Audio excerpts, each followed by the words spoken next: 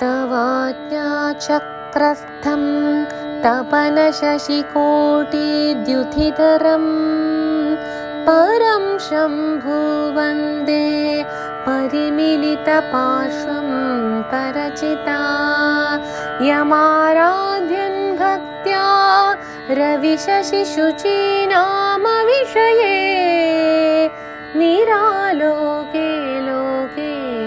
निवसति हि भालोकभुवने तवाज्ञाचक्रस्थं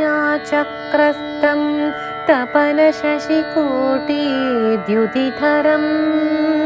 परं शम्भु वन्दे परिमिलितपार्श्वं परचिता यमाराध्यन् भक्त्या रविशशिशुचीनामविषये निरालोके लोके निवसति हि भालोकभुवने तवाज्ञाचक्रस्थं तपनशशिकोटिद्युतिधरं परं शम्भु वन्दे परिमिलितपार्श्वं परचिता